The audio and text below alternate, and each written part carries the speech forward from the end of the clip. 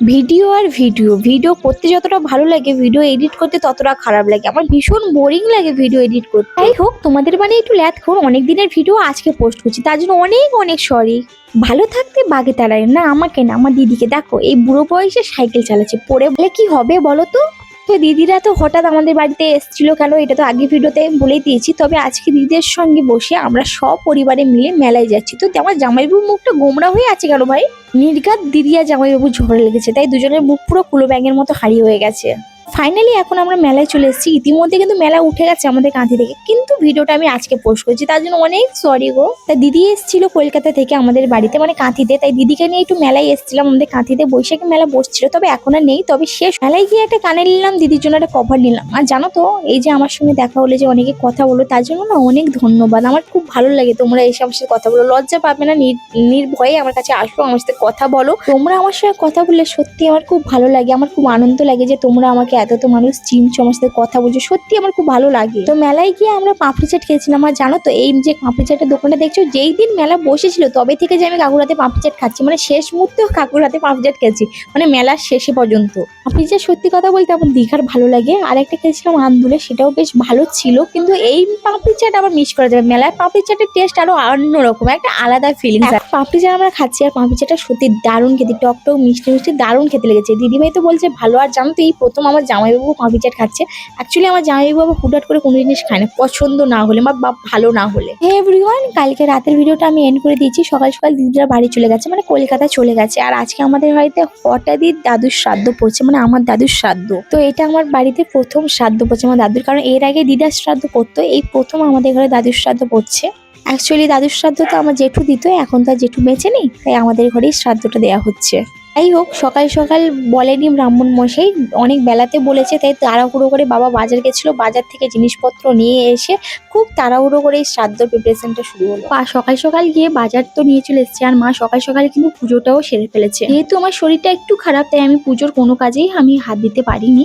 আর এই মা আর বাবা দুজন মিলেই এই পুজোটা করেছে, মানে শ্রাদ্ধের পুজোটা করেছে আর কি। তো জানো তো, আমি না ছোটবেলা থেকেই, মানে জন্ম থেকেই আমি কোনোদিন আমার দাদু দিদাকে দেখিনি, মানে আমার নিজের বাড়ি দাদু দিদাকে কোনোদিনই দেখিনি। মামা দাদুকেও দেখিনি, কিন্তু মামা দিদাকে দেখছি। মামা দিদা এখনো সুস্থ আছেন, ভালো আছেন, ঈশ্বরের কাছে প্রার্থনা করছি যেন ভালো থাকে, সুস্থ থাকে। তো জানো তো, ছোটবেলা থেকেই বাবাকে দেখেছি দিদার শ্রাদ্ধ দিতে। আর আমার এই দিনেই না কেমন জানি না ভীষণ একটা কষ্ট হয়, ভীষণ একটা সে একটা অন্যরকম কষ্ট, যেটা হয়তো আমি তোমাদের বোঝাতে পারছি না, কিন্তু খুব একটা খারাপ লাগে আমার, কেন জানি না। মা আর বাবা শ্রাদ্ধ দেওয়ার পর মা বাবা এখানে চিড়ে খাচ্ছে, আর আমি এখানে ম্যাগি খাচ্ছি। যেহেতু এটা রিচুয়াল আছে আমাদের এখানে, যে যখন শ্রাদ্ধ পড়ে না, তখন তার ছেলে বৌমা কিছু খেতে পারবে না, দই চিড়ে ছাড়া কিছু খেতে পারবে না, মানে ভাত খেতে পারবে না। তো আমি বেসিক্যালি ম্যাগি খেয়েছিলাম, ম্যাগি খেয়ে একটু বেরিয়ে এসেছিলাম দিদিদের সঙ্গে দেখা করার জন্য। আর এখানে আমরা একটা সোনার দোকানে এসেছিলাম, কারণ আমার অনেকদিন থেকে না একটা আংটি ছিল, ওটা ভেঙে গেছিলো, তো ওটার জন্যই এসেছিলাম। তো একটা আংটি খুব পছন্দ হয়েছে, ওটা নেবো বলছি, কিন্তু আংটিটা একটু পাতলা হওয়ার জন্য বললাম যে এটা একটু মোটা করে করো, দিলে তাহলে আমি নিয়ে যাবো, এরকম একটা কথা বললাম। তো কবে যাবো এখন ঠিক না। আংটি ভীষণ পছন্দ হয়েছে, আর তোমরা তো জানো সোনার যা দাম বেড়েছে, আমার মতন মধ্যবিত্ত বাড়ির মেয়ে কি করে পারবে এতটা নিতে, তাও চেষ্টা করবো, একটা পছন্দ করেছি, নেওয়ার তো খুব ইচ্ছে আছে। ওখান থেকে বেরিয়ে কিছু জিনিস আমি বাড়িতে দরকার ছিল, ওটা নিয়ে এসেছি। আর আসার সময় লোলোর সঙ্গে দেখা হয়ে গেছে, আর আমরা দুজন হেসে হেসে গল্প করে আসছিলাম, কারণ লোলো আজকে স্কুল থেকে ডাইরেক্ট টিউশন গেছিল, আর ওর জুতোটা দেখে ভীষণ হাসি লাগছিল। যেমন কি তোমাদের বলছিলাম, আমাদের বাড়িতে আজকে শ্রাদ্ধ বসছিল দাদু। তো একটা নিয়ম আছে কি জানো তো, আমাদের এখানে ভাত ভাসানো হয়, মানে যে যার পুকুরে ভাতটা ভাসানো হয়, দাদুর নাম করে দাদুকে খেতে দিয়ে ওটা ভাসিয়ে দেওয়া হয় পুকুরে।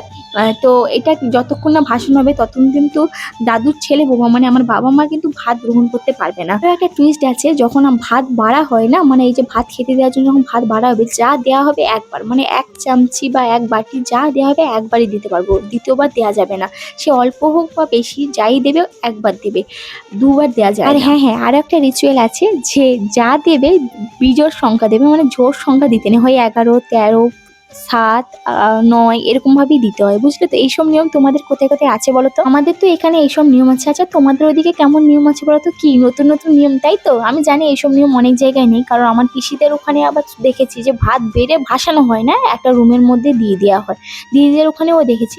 ওই জন্য তোমাদের জিজ্ঞাসা করলাম যে তোমাদের ওইদিকে কেমন নিয়ম আছে বলো। মেনুতে আজকে রান্না হয়েছিল ডাল, আলু ভাজা, কুঁদলি ভাজা, কলা ভাজা, ঢেঁড়স ভাজা, কুমড়ো ভাজা, বেগুন ভাজা, পটল ভাজা, মাছ ভাজাও ছিল, সঙ্গে হয়েছিল মাছের মাথা দিয়ে কুমড়োর ঘন্ট, মাছের কালিয়া, চাটনি, দই, মিষ্টি, বেশি কাউকে রাখা হয়নি যেহেতু বাড়িতেও অনুষ্ঠান, তাই আমরা ছিলাম। আর মেজদির বাড়ি যেহেতু এখানেই, তাই মেজদি, মিরুজাইবু আর রনি এসেছিল। বড়দি তো বাড়ি জানো কলকাতায়, তো ওর আসাটা পসিবল না, আর ও তো বাড়ি চলে গেল কালকে, তো ও তো আসতে পারে। আমরা যদি আগে থেকে জানতাম যে শ্রাদ্ধটা আজকেই পড়তো, তাহলে আমি দিদিকে রেখে দিতাম যে দিদি তুই থেকে যা দুদিন, না হলে এরকমটা হতো, বাট কি আর করা যায়। আর আমার এত খিদে পেয়েছিল, দেখো আমি খাওয়ার শেষে ভিডিওটা দেখাচ্ছি তোমাদের। আর জানো আরেকটা রিচুয়াল আছে, শোনো, শ্রাদ্ধর দিনে যে রান্নাগুলো হবে কেউ কিন্তু টেস্ট করতে পারবে না, যতক্ষণ না ভাত ভাসানো হবে ততক্ষণ কিন্তু খাবারগুলো কেউ টেস্ট করতে পারবে না, বিনা টেস্টেই রান্নাটা হবে, বুঝতে পেরেছো তো? তো যাই হোক, শ্রাদ্ধ প্রিপারেশন শেষ, আর দিদিরা খেয়ে চলে গেছে বাড়ি, আর আমি এখানে ল্যাদ খেয়ে ঘুমাচ্ছি। তো আজকের ভিডিওটা তোমাদের কেমন লাগলো বলো, ভালো লাগলে অতি অবশ্যই লাইক কমেন্ট করো। তো আজকের জন্য এইটুকুনি, আমার তো ভীষণ ঘুম পাচ্ছে, যা তোমরাও ঘুমিয়ে পড়ো, গুড নাইট।